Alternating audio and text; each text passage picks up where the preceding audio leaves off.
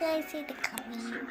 আমি নাইটিস পরেছি সবুজ করে একই সাথে কমারের বাইরে চলো আমরা ঘুমাতে যাবো আর শেয়ার করবো তুমি বাসাটা নেবো আরেকটু সিনথে ওই দেখো আমার বোনু আর ভাই ওই দেখো আমার মা হলো বলে গেছে তোমরা তো জানো না আমার বোনু আর ভাই হচ্ছে আমি তো বলি তাই আজকে বলেছি